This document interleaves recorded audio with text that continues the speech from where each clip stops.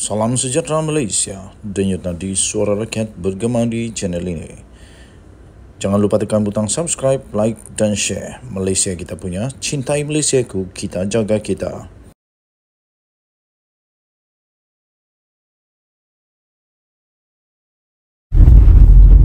Salam sejahtera Malaysia, denyut nadi suara rakyat bergema di channel ini. Ada perkara yang lucu berlaku.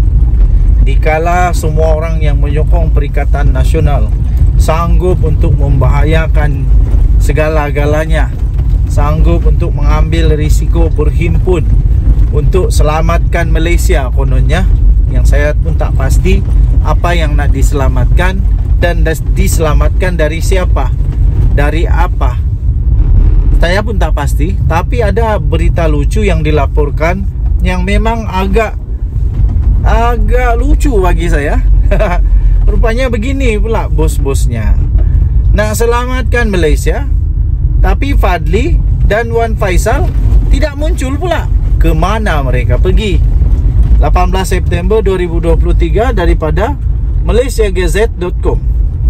Tajuk dia mudah, senang je tajuk dia. Memang senang difikir, senang diterima, senang dihadam, senang dimengerti. Nak selamatkan Malaysia, Fadli dan Wan Faisal tidak muncul. Diorang pergi mana? Kenapa suruh orang tapi tak pergi?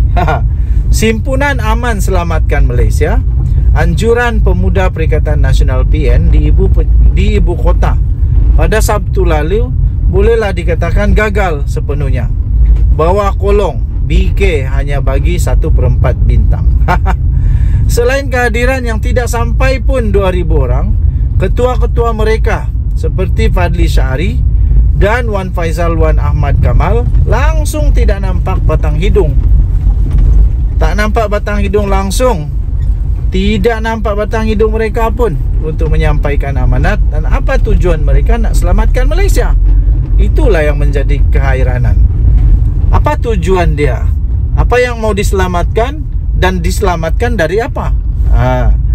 BK percaya hampir 2,000 peserta yang hadir itu nak tahu apa yang bahayanya Malaysia sekarang ini. Kenapa perlu Malaysia diselamatkan? Dan PN nak selamatkan Malaysia dari ancaman siapa? Dan siapa PN untuk selamatkan Malaysia? Apa yang mereka dapat untuk selamatkan Malaysia? Apa yang mereka boleh buat? Malangnya kedua mereka dikabarkan tidak pun hadir, melainkan yang kelihatan berada atas kenderaan Hilux hanyalah 2 bekas ahli parti politik, iaitu pertama Cikgu Pad, bekas ahli seumur hidup PKR, dan seorang lagi ahli UMNO, iaitu Faisal Ismail. Jadi ada sebab kenapa hampir 2,000 peserta yang berjemur panas di jalanan sejak jam 12 tengah hari merasa kecewa. Mereka merasakan mereka telah dipermainkan dan diperalatkan oleh penganjur. Iyalah, macam mana tidak perasaan begitu, tidak kecewa kan? Kalau mereka sanggup untuk ambil risiko, datang beramai-ramai, risikonya ditangkap polis dan macam-macam lagi, dikenakan tindakan undang-undang kerana perhimpunan itu tidak mendapat kelulusan daripada pihak berkuasa. Jadi tiba-tiba dua pemimpin utama ini tak ada pun.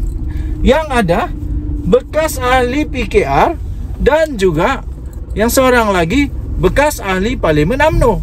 Aduh, pening. Patutlah diorang rasa macam dipermainkan dan diperalatkan oleh penganjur. BK yang turut tercari-cari dan mencari-cari kelibat Fadli dan juga Wan Faisal cuba buat semakan dengan rakan-rakan media dan kenalan-kenalan dalam PN. Mereka kata 2 orang itu ada, tapi hotel mereka telah dikepung polis. Timbul tanda tanya kepada BK. Kalau hotel kena kepung, kenapa Cikgu Bad dan Faisal yang ada bersama mereka di bilik hotel boleh terlepas ke tempat himpunan, sedangkan Fadli dan Wan Faisal gagal melepasi kepungan itu? Malah Ketua Polis Kuala Lumpur, Datuk Alauddin Abdul Majid sendiri dalam kenyataan balasnya menyatakan tiada mana-mana individu yang terlibat dengan Himpunan Selamatkan Malaysia telah dikepung. Dakwaan itu, tegas Alauddin, tidak benar kerana polis sudah bertindak untuk memudah cara himpunan itu tanpa sebarang insiden tidak digini. Nah, sekarang apa lagi alasan terpaling relevan untuk Fadli dan Wan Faisal berikan kepada peserta himpunan yang marah dan ramai daripada mereka meninggalkan himpunan itu secara beransur-ansur? Pada BK, cara mereka berdua buat kepada peserta himpunan itu tak molek, sangat-sangat tak molek. Sekurang-kurangnya kalau rasa malu nak hadir, maklumkanlah sepatah dua kepada wakil kamu, Cikgu Bat dan Faizal itu. Cikgu Bat dan Faizal tu, kenapa kamu berdua tak dapat bersama dalam himpunan? Cirit-birit kah? Cirit-birit kah? Atau benarkah ke klinik sebagaimana yang diviralkan oleh pihak tertentu mengenai keadaan kamu pada hari himpunan tersebut? Ini kamu berdiam diri. Orang-orang tua kata lagi kamu diam, lagi membenarkan apa yang ditanggapi pihak musuh. Ya, sebetulnya begitulah. Sebab sebelumnya kamu berdegar-degar di luar. Rupanya bila suruh masuk gelanggang mula ketar lutut. Apapun, BK buat kesimpulan ketidakhadiran Fadli dan Wan Faisal ke himpunan itu sebab mereka rasa tak berbaloi dengan jumlah peserta yang hadir. Mungkin pada mereka kalau tunjukkan juga muka di khalayak yang tidak seberapa kerat itu, dah pasti akan menjatuhkan maruah dan air muka mereka. Maka lebih elok berada di bilik hotel berhawa dingin.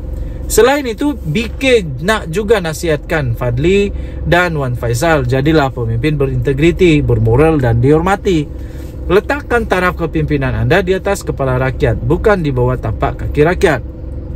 Maksud BK, apabila kamu gagal tunjuk hikmat bakti yang baik kepada rakyat di kawasan kamu, sebaliknya sibuk dengan aktiviti nak menumbangkan kerajaan di peringkat pusat, rakyat tidak lagi hormat kamu sebagai yang berhormat. Rakyat akan lihat, pandang dan letak kamu di bawah tapak kaki mereka. Rakyat tidak lagi tunduk hormat setiap kali terserempak dengan kamu dan hanya menganggap kamu sekadar orang biasa walaupun kamu bergelar YB. YB selain yang berhormat, ia juga membuat definisi yang berhikmat atau wakil rakyat. Kalau rakyat Kelantan panggil tok wakil, tugas YB ini ialah membawa suara rakyat ke pihak atasan, selain mencari jalan menyelesaikan masalah yang dihadapi oleh rakyat. Tetapi sekarang YB bukan yang berhikmat lagi. Mereka lebih kepada menyusahkan rakyat. Nak buka pejabat minta duit dengan rakyat, guna duit poket ziarah rakyat sakit, mati pun ungkit di parlimen. Bahkan ada yang merungut tak dapat bayar gaji kaki tangan, tak dapat buka pusat hikmat dan tak dapat hadir kenduri rakyat sebab tak ada duit atau sebab kena guna duit gaji. Jadi jauh bezanya YB Pembangkang hari ini dengan YB Pembangkang era 60-an, 70-an, 80-an dan 90-an. YB Pembangkang zaman dulu sanggup gadai emas berlian dan harta sendiri demi untuk melihat rakyat dapat makan sesuap nasi. YB Pembangkang sekarang buat fitnah adalah mainan mereka.